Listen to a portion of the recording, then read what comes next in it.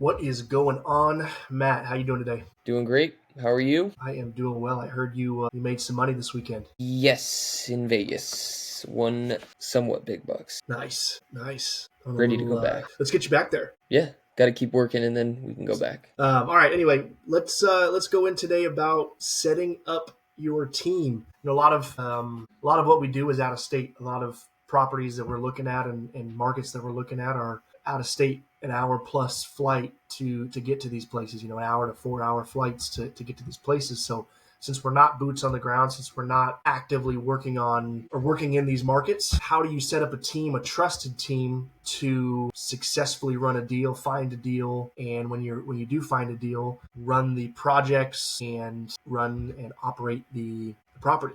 So let's go into it a little bit. Now, Matt, we have a few markets that we've looked into, as we've talked about: Tucson, Kansas City. Now, go into kind of what you need, the players you need on your team within the markets. Yeah, absolutely. So to start, obviously to help find deals, a broker, that's going to be the first step to finding a deal in that certain market. Once you've spoken to a broker or have a trusted broker on your team that you can rely on for various things, then you're also going to need a property manager. And that could come through talking with your broker if they have a trusted one that they like, or just calling and vetting yourself and or meeting them in person. Next, you're going to need a project manager or a general contractor. Those go hand in hand. You can have a project manager out there, or you could be the project manager and work with a general contractor to do all the renovations with. Those are the three big team members that you are going to need when you're first starting out and buying a property out of state. Yeah, I think it's important to note that no one is going to find the perfect property for you. No one's going to manage the property like you're going to manage. Nobody's going to run a project like you're going to run a project. So finding a team is great. Finding trusted members of the team is great, but you also need to verify the information that they're giving to make sure that they're a trusted member of the team. You need to check in with them constantly. Yeah. Be, not necessarily micromanage, but you definitely need to be, your watchful eye needs to be on the information they provide to you, the speed at which they're working. So, for example, if you're working with a broker, they can give you all this great information about location and so on and so forth. If they have a listing, they want that thing sold, they could very easily say, oh, this great, hype up the location, hype up the property, hype up this and that. Then you go to check the property, you go out to the market, and it's a dud. Right. Verifying that information that they're saying to you, and making sure that they're 100% accurate with what they're saying. Then on top of that, another example is with a project manager. If you have a project manager, let's say that is your contractor, they could tell you, if you're in California and you're looking at a property or you're working on a property in Kansas City, they could say, we've finished 5 units. We're working on another 3 right now. We're rolling, blah, blah, blah, blah, blah. They could tell you all this stuff when in actuality they're not. So getting those videos, getting those pictures to verify what they're saying, getting another party in there to make sure you going out to the property on a monthly or bi-monthly basis is crucial as well. So you can have your team and you can trust your team, which is great.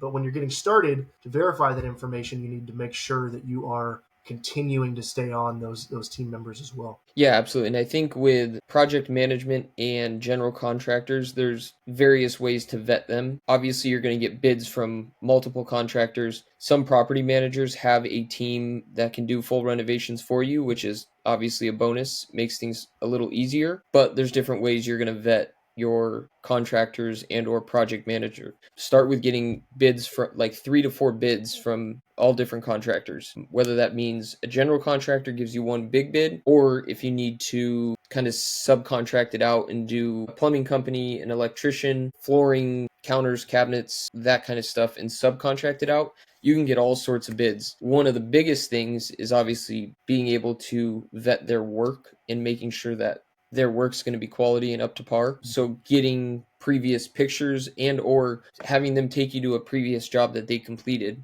and showing you their work, because sometimes pictures can be a bit deceiving. They can make them look really nice in pictures, but then you go inspect it or look at a previous job and the fine details might not be all that great. Making sure you're doing your homework when you're talking to these contractors. Yeah. Cheapest bid doesn't always work out. So you might have to pay a little bit more just to get that quality work. And timeline. Yeah. Timeline is a huge factor when you're dealing with these contractors, because they'll say, "Oh, we'll get this done in 2 weeks." Well, 1 week has gone by, they're about 50% of the way done, but then they get pulled to another job and everything just delays and backs up day after day. And there's always excuses of, my guy's out today, my guy's at another job. Right. But if you're there on site and you're Yeah. going out there, like you said, every other week or at least monthly to check on the property, well, you could put some pressure on them Yeah. because they know you're coming out there now to say, well, where are we on this job? Or you said this was done and it's not. That's a red flag. Yeah. Yeah. And in your experience, what have you found has been the best practice to make sure for projects and renovations specifically? What's the best way that you've made sure that you found the right team, that the team is doing what you need, what you need in the time that you need it for, a comparable price? What are the best practices that you've used to make sure that that's happening? I think when you're first vetting these contractors to a gut feeling, as far as when you're communicating with them up front, like, hey, can you go give me a bid for this renovation? Here's everything I need done. I want a bid back by, we'll say, end of week. And this is on a Tuesday. If they do that, can call you when they're there, have questions, whatever it may be, communicate and get you the bid on time, huge bonus, because that tells me at least they're able to communicate with you. And even if it delays, we'll say, a day and they send the bid back on Saturday, but they were upfront and saying, hey, I know I need to get you a bid, they're able to communicate with you. Also, that's good. Obviously, the delay isn't perfect, but it's a start. And being able to communicate with them, if they're answering your phone call or if it goes to voicemail 3 out of 4 times, well, that's probably going to be an issue. So having that gut feeling, like, am I able to communicate with them not only on a daily basis, but just in general? That has been one of the biggest factors when choosing contractors. Not to Yeah, say that's that interesting. everyone who communicates well is going to do a good job, but that's the Yeah. start. Yeah, it's interesting because I've heard a lot of different people say you're working with a contractor. If they answer their phone on the first ring or they answer their phone the first time you call, they might not be the best contractors because they're the ones waiting for work. So it's interesting you say that you call them 3 or 4 times, and if they don't answer, that's not a good sign. I tend to agree with you because we need the work done. They do quality work. Let's give them a shot. But yeah, what's your thought on that? With you call them and they don't answer on the first couple of times when you're first meeting them, when you're first working on them and trying to vet them. What's your thought on that? There's different scenarios, because if you're working with a larger general contractor and they have a full team behind them, a lot of the times they will be able to answer because they're not the ones doing the work. They're the ones doing the inspections with the city or just overseeing the project itself. Mm-hmm. But because they have a bigger team behind them and they're not physically doing the labor, they're able to answer calls. But Right. now if you're going to a mom and pop general construction team where the guy does the work and is answering the phones and doing A to Z, well, there's a little more leniency there as far as answering the phone, because Mm-hmm. he's doing the work. It's not like, oh, I have a full team, but I'm not going to answer your calls because I'm busy doing who knows what. So there's obviously different factors to take into account there, but typically with the larger projects, you're going to be working with a bigger team anyway. So those contractors that you're agreeing to work with typically have a full team behind them to Yeah. go out and do the work. Yeah, and I think it's also important to note that with the contractors, with the brokers, with the property managers, that when you're first getting into a market, it takes a few months to build up this team. It's not going to be a weekly or a week or 2 week ordeal where you're calling a broker, if they find you a deal, and then now you're finding a property manager and a contractor, and now you're at work. No, it takes 3 to 6 months to really find a trusted team, vet Yeah. through several brokers. Working with a few different brokers, I think, is crucial because you don't want just one broker to supply you with deals because they might be missing several deals, or they for sure will be missing several deals that another broker has. And being transparent with those brokers. Hey, I'm working with a few different brokers. I think that definitely is a big factor as well. It's taking the time to vet these people, learn the questions to ask to best vet the certain people. Property manager is a big one because if you have a bad property manager, your deal's struggling. Your deal's Yeah. going to struggle. So taking time, several phone calls, meetings, meeting with them in person, getting a good feel, asking the right questions is super important, as opposed to picking the first person you call and going after them. So Right, right.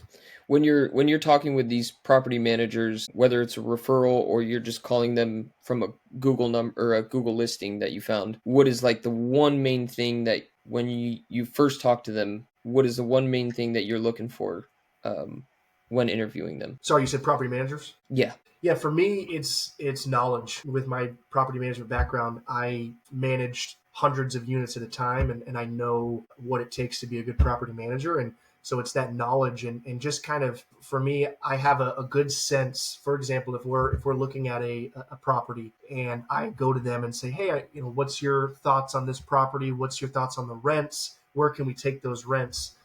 I already have a good understanding of where the rents are and where we can take them. And I'm asking that question to kind of vet them and say, if they're telling me, if there's a $1,000 one-bedroom apartment and you renovate it, and I think you can take it to $1,200, and they tell me, oh, we're gonna, we could get you $1,450 for it. It's amazing. Blah blah blah blah blah. I question that. If they're right, going to promise the world, I definitely question that. Now, if they have intricate knowledge about that specific location and they say, here's why I think we can get 1450. We're right next to a hospital, and there's high demand in that location. Well, that's a different story. But if they say we can get 1450, no problem, here you go. Because I've run into some property managers that promise the world and they don't pan out, and it typically takes 2 to 3 weeks to get the apartment rented, and we're going to get it rented at this price, no problem. And you go on that, and then it's a month and a half in, and we've already reduced the price $100. It's that's a red flag. So finding right. that out early and finding out who's legitimate, who has the knowledge to on a specific area, on a specific property, that's a big thing that I want to learn about a property manager. Yeah, and I think that goes hand in hand with the example of contractors. Cheapest is not always best. Mhm. Like if they're going to promise you the world, they're going to do it for this price. It's not always the best scenario. So paying Yeah. that extra 1,000, 2,000, whatever it may be, might be the better scenario. Similar to what you're saying with property managers, they're going to promise you a higher price than what you already think the rent should be at. Mhm. Might not be always the best scenario. Yeah, and taking the knowledge that you have, if you not many people have managed or manage apartments, so and I understand that. So taking the knowledge that you've rented apartments, I'm sure, or somebody out there's rented apartments, I'm sure, or they've had rentals or whatever. Taking the knowledge and the experience that you have and figure out something about the property, right, that to be true. For example, you've rented an apartment before. So what's your experience with that? Right? Who do you trust? What property manager or what leasing agent did you go with? Did you go with somebody who was in your face? Hey, this is the best apartment complex ever, blah, blah, blah, blah, blah, blah. And they promised the world, and then it wasn't a great apartment complex. Or did you go with somebody who's more relaxed? Hey, how you doing? This apartment complex is great, yada, yada, yada. Here's why. You have that knowledge, right? You went with property manager B because they were more relaxed. So maybe that's your style. So maybe that's the type of property manager you want, as opposed to the high energy, salesy type person that's going to promise the world and not he's going to come up short. So, and that goes for everything too. That goes with brokers. The knowledge that you have knowledge. You may have looked for houses. You may have looked you may have bought in homes. So use that knowledge that you have with the agents that you've worked with the salesmen that you've worked with certain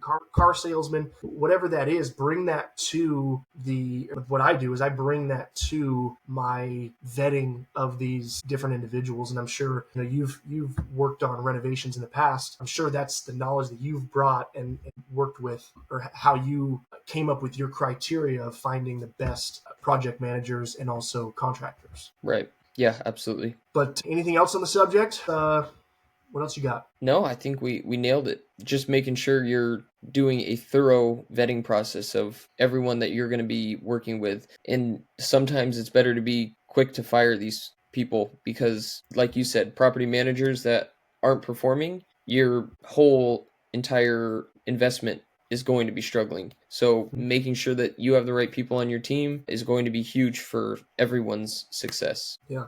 Yeah, and then once you're in it, once you're in a project where you're doing a renovation, it's okay, and you're finding out things that you don't like or you do like, giving it that runway, maybe 2 months or a month or whatever it is, Mm-hmm. giving it that runway and figuring out what you like about that contractor, what you don't like.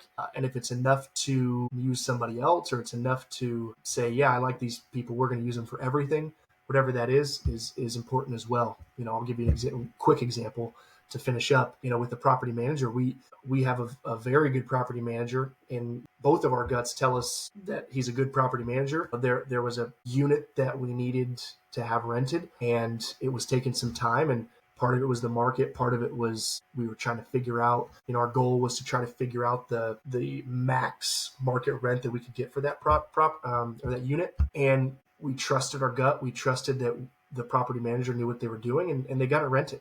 It took some time, but they got it rented, and I have full confidence in our property manager to act in best faith and do the best job for us, for what we need. So Yeah, absolutely. You nailed it. perfect. Well, I appreciate your time, Matt. And if you're still watching, don't forget to like and subscribe. Absolutely. All right.